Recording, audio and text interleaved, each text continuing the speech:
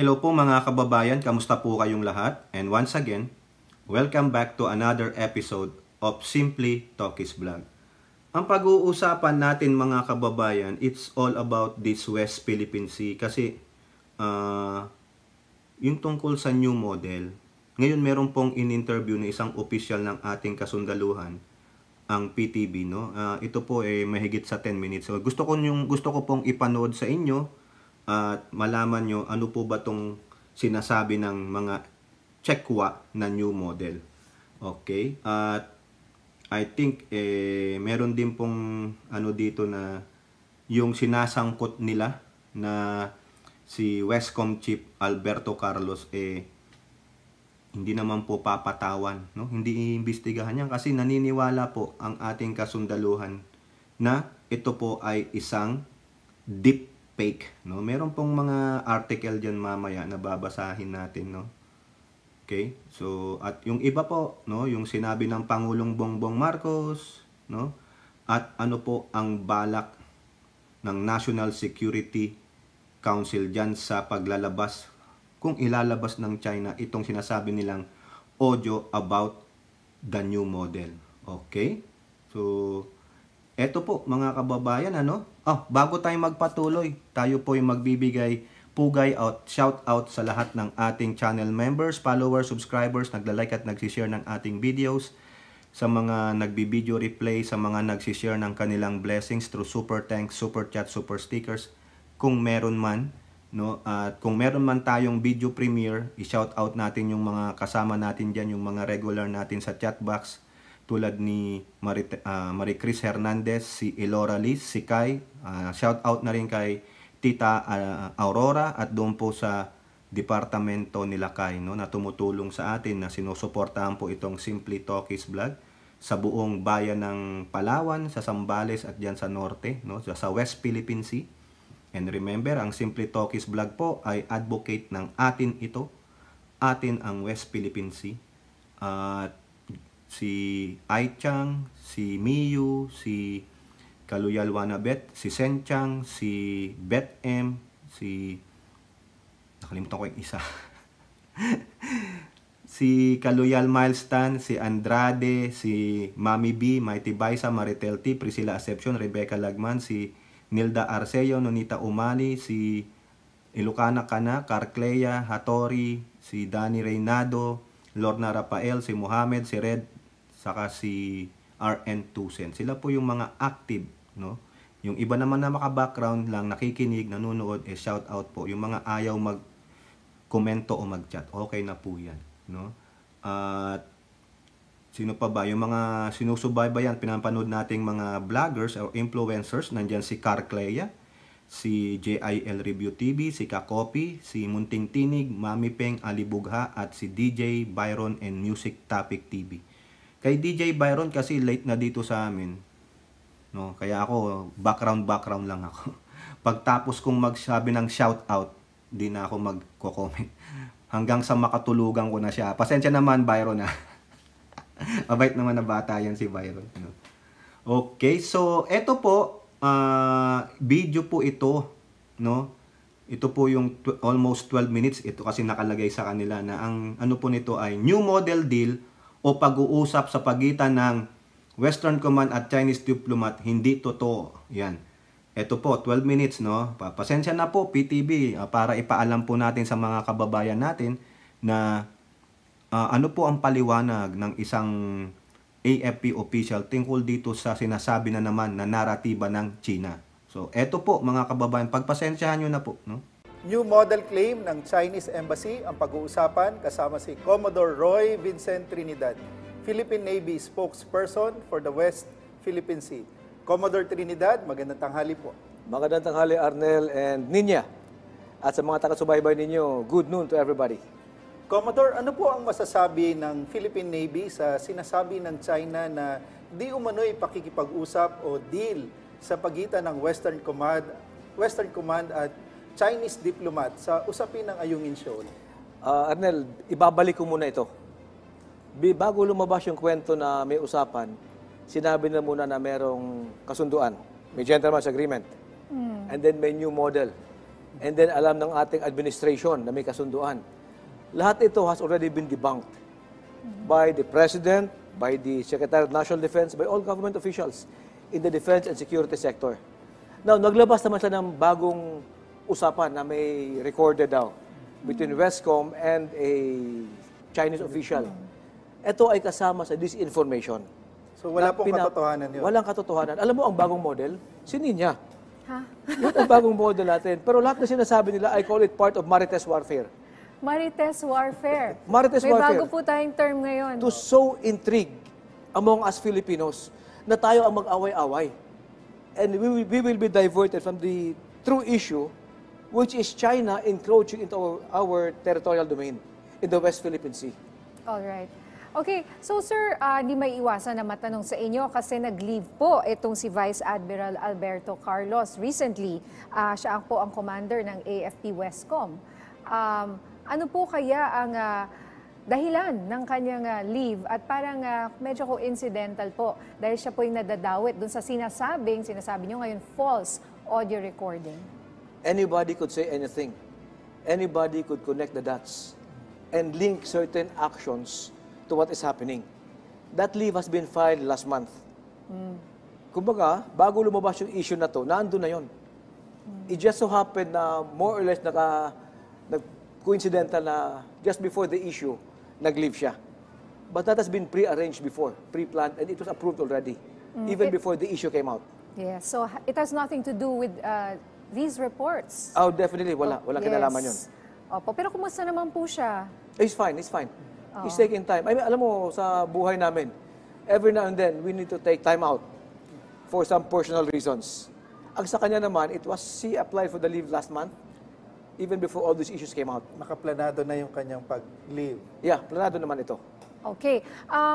Ibahin na po natin since that's already cleared the air, hopefully, dahil para wala nang sabihin yung mga tao ngayon at hindi na kayo tanungin ulit, paulit-ulit, nasagot nyo na, wala akong kinalaman. Nasagot ko na. Nagkataon, nag-leave bago pa lumabas po ang mga issue na ito. Okay. So ano po sa tingin nyo ang nagiging implikasyon o epekto nitong mga sinasabi nyo nga pong istilong false narrative ng China, lalo na ngayon naman dinadawit nga po ang Westcom. At ano po ang advice nyo sa ating mga kababayan tungkol dito? Alam mo, ang kagandahan nito, lalo napapatibay natin ang sense of nationhood. Lalong pinapatibay natin yung pagmamahal sa sarili natin. Sapagkat ang kalaban natin dito, hindi yung kapwa Pilipino. Ang kalaban ay dayuhan. At ang kanyang pamamaraan ay hindi yung puwersa sa puwersa. Today's warfare is less of kinetic action, kinetic versus kinetic. It's more of deception. It's more of false narratives. It's more of shaping the perception of the public. Para ang taong bayan, pag sila nagsabi na ayaw namin ng ganito, hihina ang fighting spirit ng tao. So it's very important for every Filipino to understand the modern battlefield, which is actually the cognitive domain. It's in the minds of every Filipino. Commodore, sa ngayon, gaano na po karami ang namomonitor ninyong Chinese vessels sa West Philippine Sea? At saang lugar po ito? For the past week, we monitored 104 different vessels from the PLA Navy, the Coast Guard, and the Maritime Militia. This is a drop from the 129 the previous week. And kung mapansin natin, tumutugma ito sa trend ng balikatan. Just before balikatan, it was more or less this number. And then nung paumpisa ang balikatan, nag-spike pataas. Ngayon patapos, nag-drop na naman. May correlation. May correlation, oo. Nanonood sila. Nanonood sila, nag-observe sila. Nag-o-observe. Uninvited guests. Sana in-invite nyo na lang po. Ang dami nyo pong in-invite na bansa. 14 yung invited, 15 ang dumating. May isang uninvited na dumating. May isang uninvited. Alright. So sa ngayon po, yung mga nakikita nyong mga ships na nandyan, saan po sila nakakonsentrate? Yung mga natitirang, sabi nyo, 104? 104. A lot of this would be in Mischief Reef, Ayungin. Okay. Makalapit lang yan. That's only 20 nautical miles. Pag-asa and Baho de Masinloc. At may mga mailan-ilan sa ibang features natin sa West Philippine Sea. Okay. Dito naman po tayo sa Eastern Seaboard, Commodore Roy.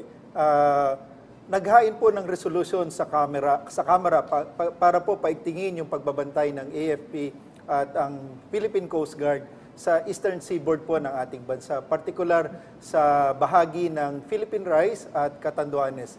Ano po ang masasabi ng Philippine Navy dito? Alam mo, yung kagandahan ng statement ng ating Secretary of National Defense that we should have a comprehensive archipelagic defense. This means that we will look at the country in its totality. We are a maritime nation, an archipelagic country. And our defense posture will be oriented outward to be able to protect all our maritime entitlements sa exclusive economic zone. That will include not only the West Philippines, Nina and Arnel, not only the northern islands, but pati sa ating eastern seaboard and southern border.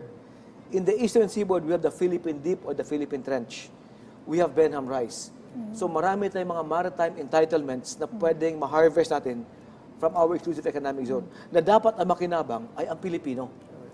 Yung binanggit ni Kong Erwin, this will allow the Philippine Navy and the Coast Guard to have joint basing. Alam mo, hindi naman tayo malaking bansa na malaki ekonomiya natin. We will be able to project more with lesser expense for joint basing by the Navy, the Coast Guard, and maybe other maritime players in the maritime domain. So it's a very welcome move by Kong Erwin to support the Navy and the Coast Guard. That's wonderful po, no? Kumusta po ang pagpapatrol in particular ng Philippine Navy, as you mentioned, Benham Rise, now called the Philippine Rise? Kasi di ba parang may research vessel dyan noon Yeah, every now and then we monitor ng China. Yeah. China research vessels passing Yes. through. Itong huli, yung Shenku, talagang nag-conduct ng research based on the zigzag track. Nag-research po siya Yeah. doon. Gaano katagal po siya doon? At nandun pa ba siya ngayon? We monitor that vessel to be there mga 3 days. And then from the eastern part of Catanduanes, bumaba siya sa may eastern part of Samar. And then tuloy na siya lumabas. The Philippine Navy under Naval Forces Northern Luzon, based in San Fernando, La Union, has regular patrols. Bajo de Masinloc, the Northern Islands, and Benham Rise, all the way down to the eastern part of Catanduanes. It just so happened nung magpupunta ng Navy and Coast Guard, medyo malaki yung alon. So we sent out a Air Force flight, air surveillance flight. Yun ang nakakuha ng mga pictures of that Shenku, that research vessel. But it has left na. It was left, yeah. It has left the area. Commodore, sa ibang usapin naman po, magkakaroon daw po uli ng civilian mission sa Panatag Shoal o dito po sa Baho de Masinloc, kagaya po na nabanggit nyo kanina, sa susunod na linggo. Ano po ang suportang ibibigay ng Philippine Navy dito po sa mission na ito? Alam mo, kami ay natutuwa na ang taong bayan ay nakakaintindi na ngayon sa issue. This is organized by atin ito. It's civil society. Hindi ito gobyerno. Hindi ito mga fisher folk. Ito ay mga average Filipino who would like to show support to the thrust of government to claim what is ours sa Baho de Masinloc and the entire expanse of the exclusive economic zone.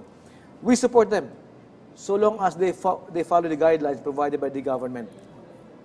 Gaano po katagal itong mission na ito, Commodore?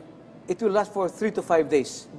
And they're in close contact with the government authorities in the maritime domain, Coast Guard, BFAR, and the Philippine Navy. Alright. Sir, mapunta naman tayo sa ibang usapin. Ano? Kumusta po ang Navy ngayon? Kayo po ba ay nagre-recruit? Napanood ko lang recently, si Ding Dong Dantes pala ay reserve.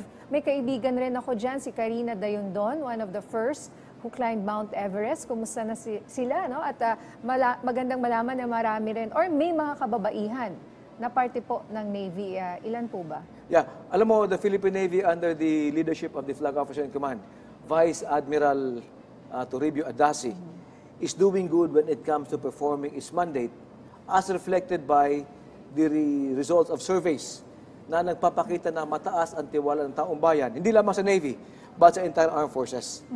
And the Navy right now, we are 27,000 strong. Of this, off the record, around 4,000 to 5,000 are females. The females have been a very strong contributory force sa ating Philippine Navy. There's a special niche for women sa trabaho, being a technical field.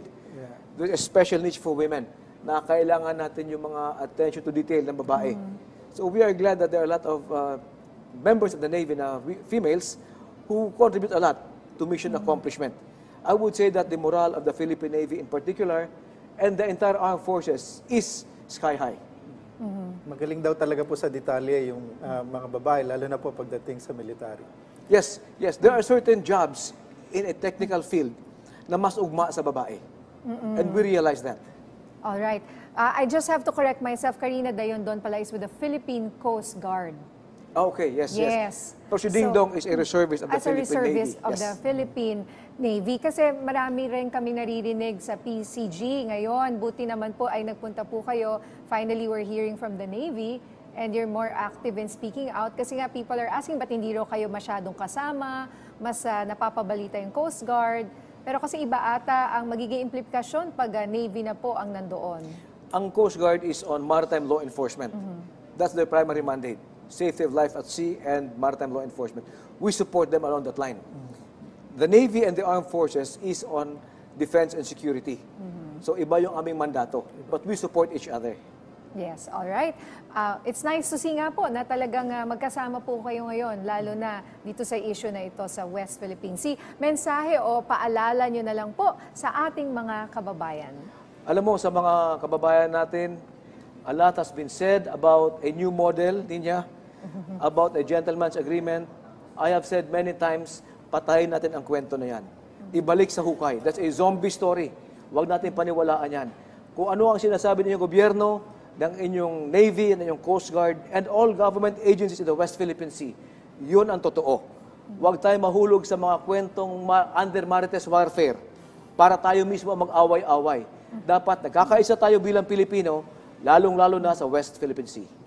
Maraming salamat po sa inyong oras, Commodore Roy Vincent Trinidad, Philippine Navy spokesperson for the West Philippine Sea. Magandang tanghali po. Maraming Salamat, salamat sir. Arnel and Ninya, and sa mga taga-subaybay ninyo, keep tuning in. Thank you, sir. So yan po mga kababayan, doon sa 12 minutes na yon, napakadami po ng mga issues ang na-topic. At biruin nyo, no? Marami palang mga artista na reserve sa Philippine Navy. At sinabi, mahuhusay daw ang mga kababaihan ng mga Navy. Aba, papayag ba tayo doon? Yun po yung nakikita nila. So, okay po yan. As long as na they are doing their job to their fullest na kapasidad. Oh, that's good, no? Keep improving Philippine Navy, no? Ano ba ang ating motto diyan? Midshipman, di ba? Alimutan ko na Hanggang 2 years lang kasi ang ROTC inaabot ko sa Adamson Midshipman po kami, midshipman no? So napakaganda po nung sinabi ni officer, nakalimutan ko yung position niya no? Spokesperson for West Philippine Sea ng Philippine Navy, Vincent Trinidad. Pasensya na po sir kung nakalimutan ko po yung inyong rango. Pasensya na po, Mami B, help me. No, Mami B. Napakaganda po ng kanyang advice na makinig tayo sa ating gobyerno. Hindi po sa mga marites warrior ng China. Ang tawag niya nga dyan sa new model, gentleman's agreement, ay marites warfare. Ay nako, kung makikimarites na rin lang naman kayo, ay sa tamang pamaraan na, sa gobyerno na, kaysa sa mga apologies ng Chekwa. Very good po, sir. No? Kung nakalimutan ko yung rago niya, sorry naman po talaga. Nakalimutan ko. Natutulog ako sa pansitan. Mami B, ano ba? Tulong ka naman dito, Mami B. Ano itong si Mami B? Tutulog ka din sa pansitan O, eto pa po, mga kababayan. No? Meron naman po natagpuan ang ating mga kapulisan diyan po sa Catanduanes. Naalala nyo yung sinasabi nga dun sa interview ni Commodore Basian, ni Vincent Trinidad. Pasensya na po talaga sir patawad po, patawad. Yung isang research vessel ng China nandoon sa Catanduanes, di ba, base doon sa kanyang track, talagang nag-research po ang gago, no? Ito po, may natagpuan po ang ating mga kapulisan at mga mangingisda dyan sa eastern part ng ating bansa, sa Catanduanes. Ito po sa UNTV, no? Tingnan nyo po. Hindi inaalis ng pulisya ang posibilidad na pag-aari ng China ang unidentified floating device na nakuha ng isang mangingisda sa Maqueda Channel sa Barangay Dariao, Caramoran, Catanduanes nitong Lunes, May 6. Nakuha itong palutang-lutang sa karagatan ng Barangay Chairman Abraham Sales Sapanta.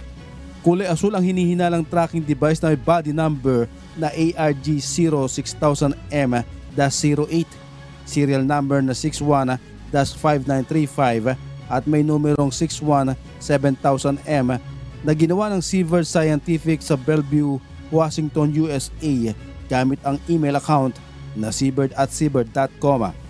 Natagpuan ang nasabing device ilang araw matapos namataan ang Chinese research vessel sa silangang bahagi ng Viga, Catanduanes. Hindi po natin inaalis yung anggulo na maaaring pag-aari po nila. Kaya nga po nagkaroon kami ng investigasyon sa mga baybayin ng munisipyo ng Karamuran para po malaman kung ito po ba ay pag-aari ng nakaukulang nakikitang vessel ng China doon sa malapit sa Biga. Samantala, hindi pa rin matukoy kung anong uri ng device ang na-recover, kung kaya nakipag-ugnayan na ang Karamoran Municipal Police Station sa Philippine Coast Guard at Maritime Police upang matiyak kung anong klase ng aparato ang nakuha unidentified floating object. Sa ngayon ay nasa kustodiya na ng Catanduanes Police Provincial Office ang nasabing aparato para sa proper disposition at identification ito sa mga susunod na araw. Jerry Galicia, humahataw sa balita ngayon. So yan po, no, mga kababayan, diskumpiyado tayo dyan. Ano yung floating device na yun? Mukhang sophisticated, no? So yan ang suspetya nila, naiwan ng mga incheck. Biruin nyo, nasa eastern seaboard na sila.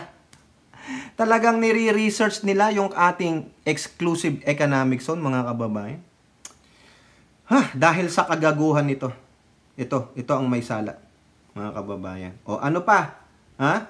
Balikan natin yung yung sinasabi ng itong audio clip, no? Sabi po ni AFP Chief sa Inquirer, China audio clip likely deep fake.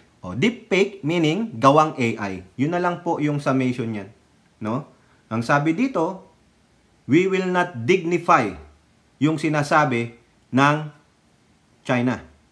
No? Yung embassy ng China sa Manila na nakipag-ugnayan daw po sa kanila si Westcom Chief Vice Admiral Alberto Carlos, no?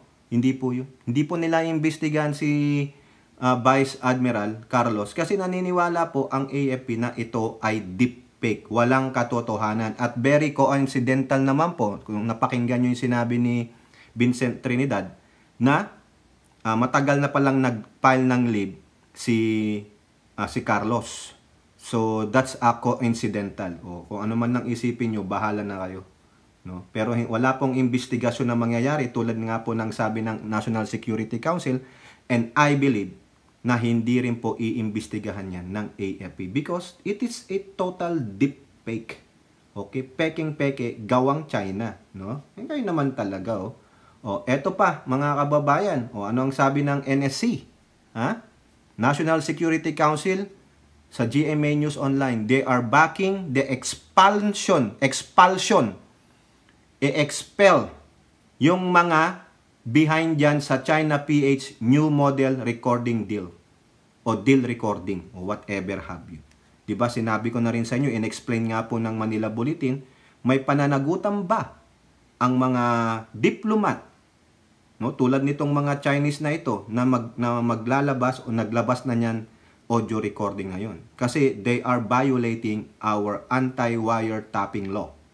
Pero base po sa Vienna Convention, nandun po yung mga numero, panoorin nyo na lang yung isa nating video dyan, na they have immunity. Kaya nga sabi lang ng DFA, please adhere, sumunod kayo sa batas din ng receiving state. Ang receiving state, tayo. Kasi ang China ang sending state. Otherwise, if the sending state waive the immunity clause, that's the time na pwede nating kasuhan yung mga yon, yung mga diplomat nila. Kasi wini-waive nila eh. Sila ang sending state eh. Otherwise, wala. Because of the Vienna Convention, they have diplomatic immunity. Ngayon, ang tanging magagawa natin dyan is through expulsion. Expel them. Ginagawa po yan dito sa Amerika. No? Yung mga undercover na mga agent ng ibang bansa, ini-expel sila. No? Expelled. Kaya pwede rin natin silang i-expel. Ayan po ang sabi ni National Security Anyo. He is backing up yung sinasabi po ni DND Secretary Edward Gibo Teodoro na i-expel yung mga yan kung sakali man mapatunayan. Pero sabi po ng AFP, deepfake. Pero kung ako ngayon, expel them. DFA, recommend. You have to recommend it to the President. Expel them right away. Okay? Now, ito naman po ang gagawin ngayon ng Department of Foreign Affairs. Panorin po natin sa UNTV. 4 minutes po ito. No? Pasensya na po. Arlene, bakit daw partikular lamang sa mga Chinese itong gagawing paghigpit sa visa issuance? Nel, ayon sa DFA, dahil ito sa mga naitalang pandaraya gaya ng mga peking dokumento na isinusumite ng ilang Chinese nationals sa nag-a-apply para sa tourist visa.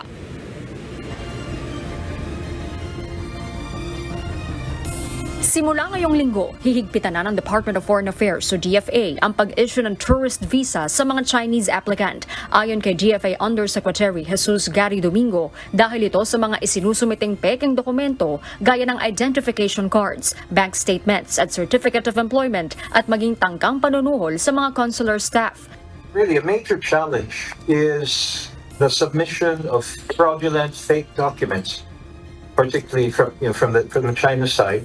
And fixers brazenly advertise such things on WeChat and things like that. It's very easy to obtain a Philippine visa.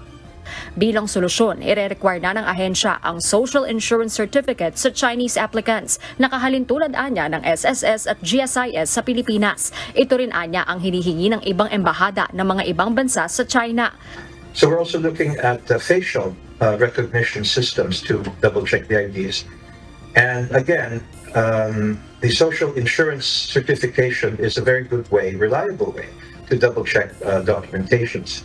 Mas magiging mabusisi na rin ang pagsuri sa bank statements and accounts, proof of financial capacity at employment certificates. Bukod dito, ire-require din ng DFA ang personal appearance ng individual Chinese applicants, kumpirmadong round-trip ticket, proof of payment at kumpirmadong hotel bookings. Pero sa group applications na hindi bababa sa 10 tao, hindi na ire-require ang personal interview at maaaring tour guide na lang ang humarap sa embahada o konsulado ng Pilipinas sa China.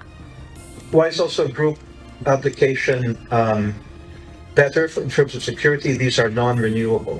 You have to arrive together as a group and you leave together as a group.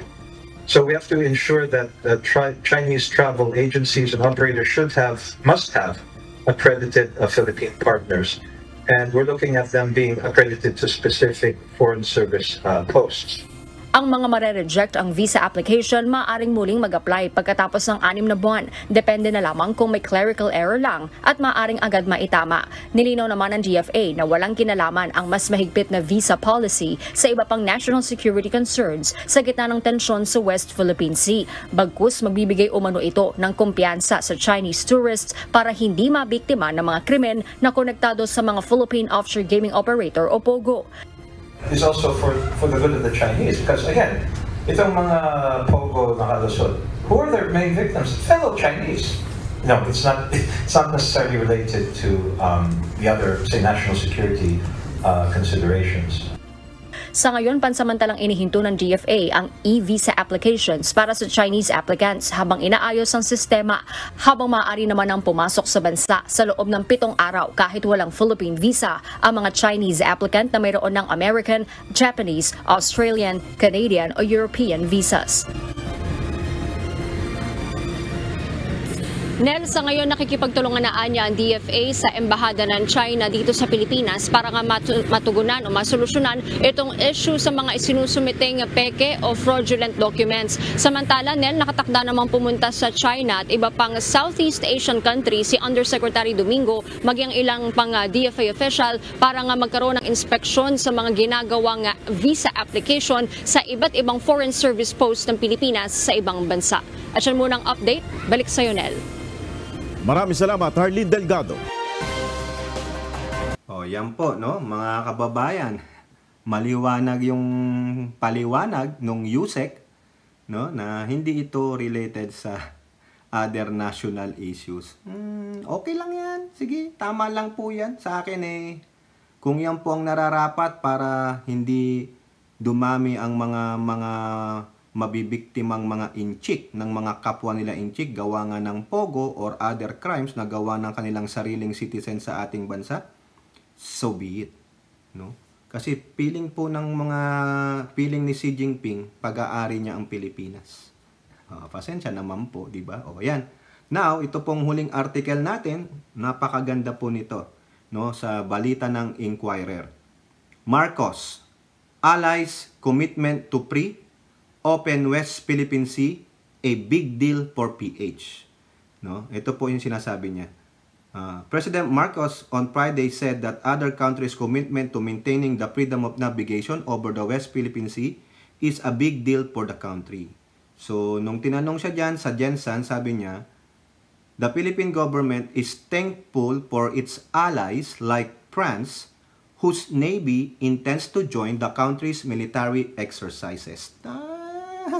Gusto ng France. Naku, nainggit siya dun sa ating balikatan. Lalong-lalo na yung, ano ba yun? Yung trilateral na US, Japan, at Philippines ba? Australia, kasama pa yata. Hindi, nagbalikatan, di ba? Yung nag-maritime patrol, 14 na bansa, no? 3 yata doon ng malalaking barko, yung iba, observers. Pero sabi nga ni Vincent Trinidad, spokesperson ng Navy for the West Philippine Sea, may isang singit. 15 nga sila, pero may isa uninvited. In-invite ang sarili. Muklo. Ito sabi ng Pangulo dyan, well, that's the area that we are monitoring. That's why we are thankful for the different countries, even if they're not our neighbors. Some come from our areas far away from us, but they are always ready to help, and if we have problems, they are very supportive. Not only in words, but also in joining the so-called joint cruises. That is why it's a big deal for us, because this is the only way we can guarantee that the West Philippine Sea will continuously be open to what we call freedom of navigation. Yes, correct mga kababayan. So ito po yung kinaasaran ni Duterte. Magaling mag-English ang Pangulo. Di mag-aral ka rin mag-English, problema ba yun? Di ba? Kaya ikaw, Duterte, wag puro in-check. Di ba? Yung po mga kababayan, no? Kayo po, ano pong masasabi nyo dyan? Konting ulat lang, konting update sa inyo para sa West Philippine Sea. At tayo po'y makinig doon po sa sinabi ng ni officer na lang, nakalimutan ko talaga, Vincent Trinidad ng Philippine Navy, spokesperson for the West Philippine Sea na, makinig tayo sa ating gobyerno tungkol sa West Philippine Sea at huwag sa mga marites na mga inchik. Ang tawag niya nga, marites warfare. Okay, kayo po, ano po ang inyong masasabi? Comment down below and don't forget to like and share. Hope to see you on the next videos. Bye-bye. God bless.